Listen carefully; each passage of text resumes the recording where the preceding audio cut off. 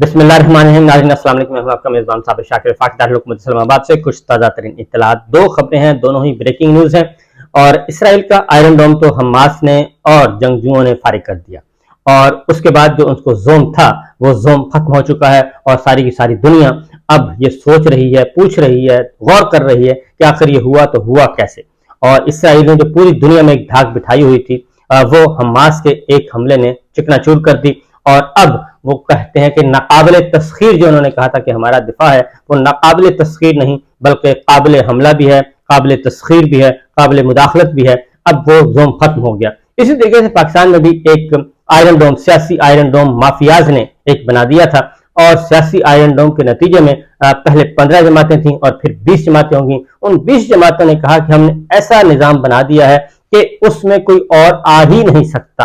اور وہ سیاسی آئرن ڈوم جو ہے وہ فنا ہو رہا ہے اور اس میں کریکس آ گئے ہیں، بلکہ کریکس نہیں آ گئے، وہ ختم ہونے جا رہا ہے. اور اب وہ جو 15-20 جماعتوں کا ایک مافیاز کا مسلط کردہ نظام ہے، وہ نظام اب شاید برقرار نہ رہ سکے اور پاکستان کو صاف شفاف غیر جانبدار الیکشن مل سکیں گے.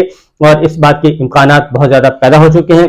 لیکن ایک بات کا ذہن میں خیال رکھیے گا کہ جو ان معاملات کو خراب کرنے والے لوگ ہیں وہ بہت تھوڑے ہیں، گنتی کے چند ہیں، لیکن سازشی ہیں. وہ 3-4 لوگ ہیں، 3-4 بھی میں زیادہ بتا رہا ہوں، 3 سے زیادہ لوگ نہیں ہیں.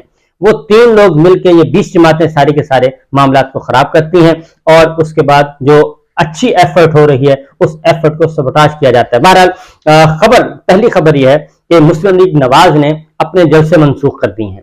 تمام کے تمام جلسے منسوخ، جلسے جلوس منسوخ، اور اب آرام سے وہ گھر بیٹھیں گے. آخر کیا فیصلہ ہوا، کیوں یہ سب کچھ کرنا پڑا؟ اور پارٹی نے یہ فیصلہ کیا ہے اور ذرائع ابلاغ یہ خبریں دے چکے، اور یہ خبریں بریکنگ نیوز کے طور پہ جاری ہوئی ہیں. پہلا جو ہے کہ جی مسلم لیگ نون کا لاہور بھر میں ورکر کنونشن اور جلسے منسوخ کرنے کا فیصلہ کیا گیا ہے. اور یہ سب کا سب باقاعدہ طور پہ پارٹی ذرائع نے خود ہی یہ خبر چلوائی ہے. اس کی وجہ پہلی وجہ تو میں آپ کو بتا دوں کہ پہلی وجہ یہ ہے کہ لوگوں کا رسپانس زیرو تھا. لوگ نہیں آ رہے تھے اور بڑی کوشش کی جا رہی تھی. 240 کرسیاں لگوائی جاتی تھیں، 470 لوگ ہوتے تھے، 500 دیگیں پکائی جاتی تھیں. تو یہ سب کچھ ہو رہا تھا اور یہ سارے کا سارا معاملہ اس طریقے سے چل رہا تھا.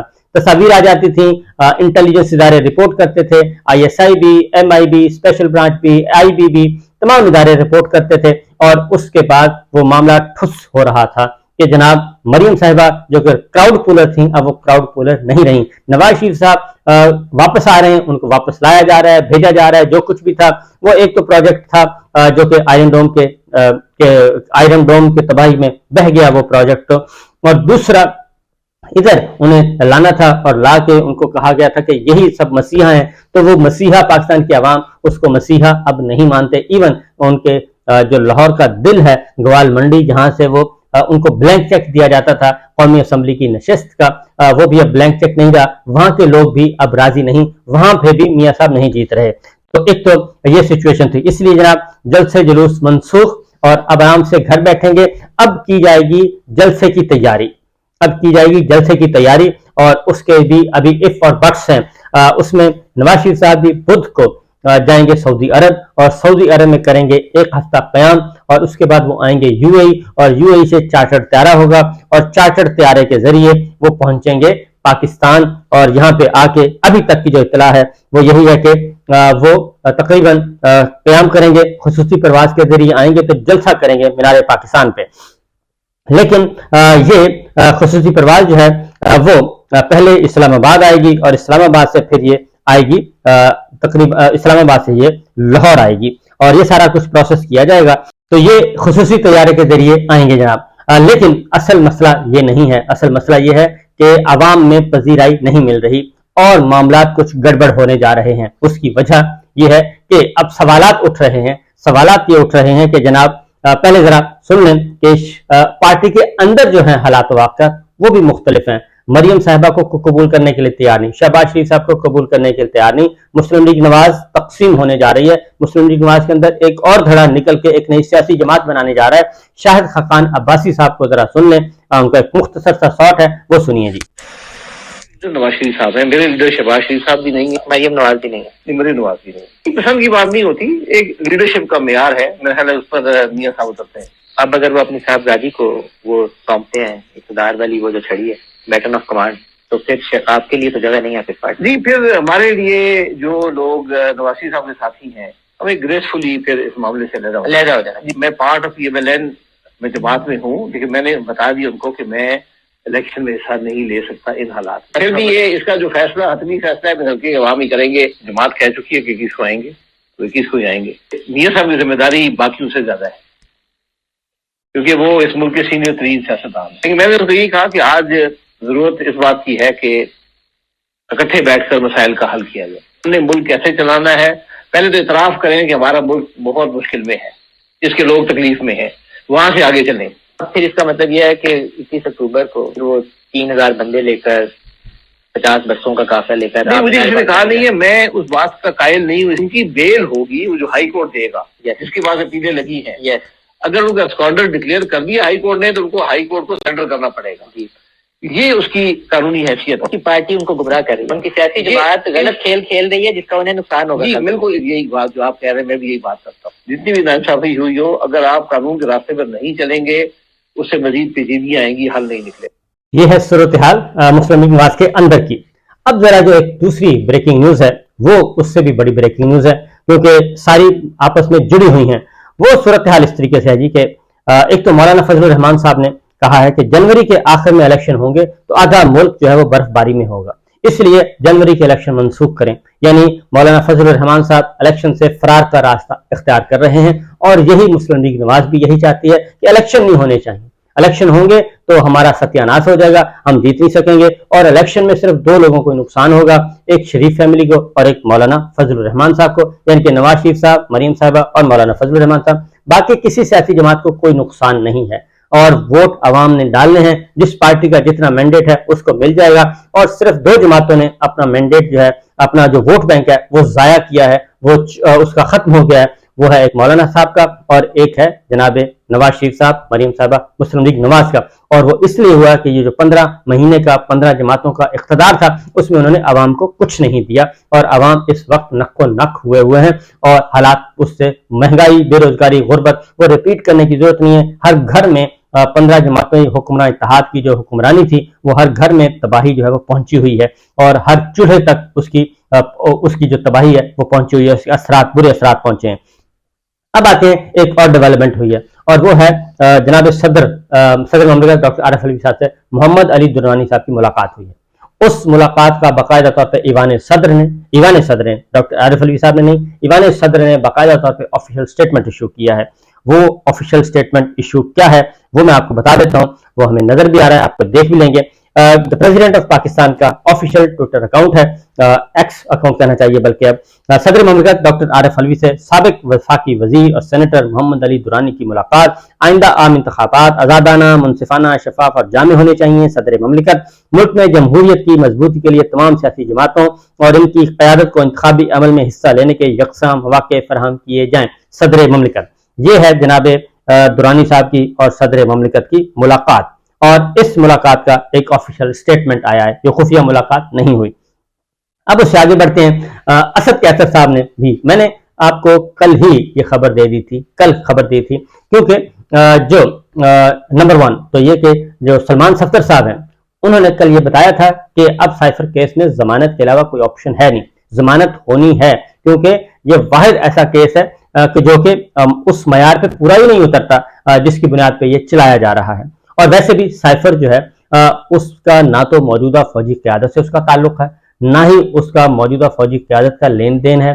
یہ معاملہ ہے پچھلی فوجی قیادت کا جو کہ ریٹائرڈ ہو چکی ہے اور اس کا یہ کیا دھرا اور یہ سائفر کا تنازع بھی انہوں نے کھڑا کیا. اس لیے موجودہ لیڈرشپ جو ہے وہ کیوں اس معاملے میں اس حد تک آگے جائے. تو بہرحال صورتحال کیا ہے، اسد کیسر صاحب نے بھی آج اس بات کی تصدیق کر دی ہے اور انہوں نے چیف الیکشن کمشنر کو بھی لتاڑا ہے اور انہوں نے ایک خبر بھی دی ہے اور وہ خبر یہ دی ہے کہ بہت جلد جو ہے نمبر 1 انہوں نے کہا ہے کہ مذاکرات ہو رہے ہیں. مذاکرات عمران خان صاحب کی اشیر بات سے ہو رہے ہیں اور ان کی اجازت سے ہو رہے ہیں کیونکہ نیچے پارٹی نے اپنا مختلف جو پروسیس ہے، تھاٹ پروسیس، اس کے اکارڈنگلی ایک عمل کیا ہے اور عمل کی اپروول لی ہے جناب عمران خان صاحب سے، اور اپروول لینے کے بعد پھر یہ بات چیت بڑھی ہے اور انہوں نے اس بات کی تصدیق کی ہے، کیونکہ اسد قیصر صاحب اس کمیٹی کے ہیڈ ہیں جو پولیٹیکل کمیٹی ہے، جو بات چیت کر رہی ہے، جو سب کچھ کر رہی ہے۔ محمد علی درانی صاحب سے انہوں نے کہا کہ ملاقات ہوئی اور انہوں نے جو کہا وہی ہماری پارٹی کا بیانیہ ہے، یعنی پاکستان نمبر 1 پاکستان ہے، جمہوریت ہے اور فوج ہے، ہم تصادم نہیں چاہتے، ٹکراؤ نہیں چاہتے، ہماری کوئی ایسی پالیسی نہیں ہے، ہم 9 مئی میں ملوث نہیں ہیں، ہم نے کوئی ایسا کام نہیں کیا خلاف آئین خلاف قانون، ہم تشدد پہ یقین نہیں رکھتے، اور ڈیموکریسی ڈیموکریسی اور ڈیموکریسی یہ ہے۔ انہوں نے کہا کہ جی یہ ہمارا بیانیہ ہے۔ محمد علی درانی کی کاوش اچھی ہے، ہم کسی صورت اداروں سے ٹکراؤ نہیں چاہتے، اور انہوں نے یہ بھی ایک اور بات بھی کی، انہوں نے کہا جی پی ٹی آئی چیئرمین سے ہماری بات ہوئی، وہ بھی کسی سے ٹکراؤ نہیں چاہتے، اور بات چیت کا فیصلہ ہماری کمیٹیوں نے کیا، پھر چیئرمین سے منظوری لی۔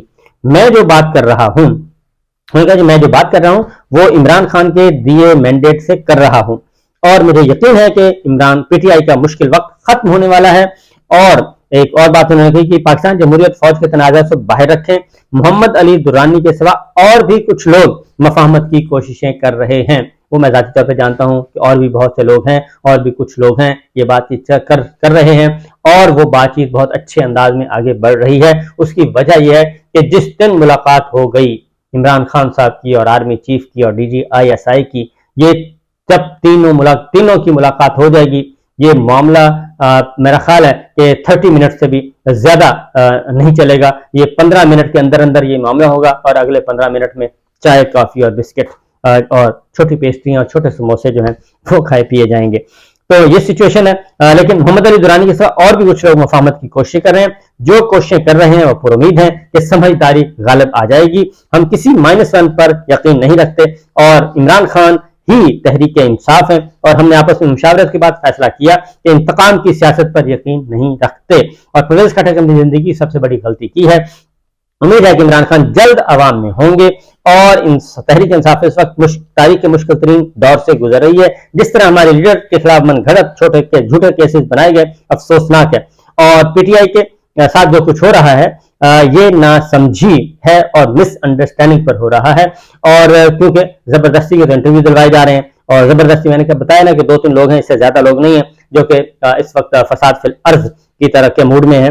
یہ زیادتی صرف پی ٹی آئی کے ساتھ نہیں بلکہ پاکستان کے ساتھ ہو رہی ہے، اور مقصد مقدمات کا عدالتوں میں سامنا کریں گے، کوئی حمایت نہیں چاہیے، پاکستان کے شہری ہیں، انتخابات میں بھرپور حصہ لینا ہمارا حق ہے، اور انتخابات کے لیے ٹکٹوں کی تقسیم، امیدواروں کی چناؤ کی حکمت عملی بنائی ہوئی ہے۔ اب کافی سیکھ چکے ہیں، ہم چاہتے ہیں لیول پلینگ فیلڈ، شفاف انتخابات ہوں، اور عوام کو فیصلہ کرنے دیں کہ اگر ہم عوامی مینڈیٹ چوری ہوا تو ملک کے ساتھ ظلم ہوگا۔ نون لیگ کا ووٹ کو عزت دو کا نعرہ کہاں گیا؟ ہمارے ساتھ جو ہو رہا ہے اس کے پیچھے نون لیگ ہے، اور جو کچھ عثمان ڈار کے ساتھ ہوا وہ خواجہ آصف نے کروایا، اور پھر جو فرخ حبیب کے ساتھ ہو رہا ہے وہ بھی ہمیں پتہ ہے، اور لوگ دوسروں کا نام بھی لیتے ہیں، لیکن میں کہتا ہوں اس کے پیچھے نون لیگ ہے۔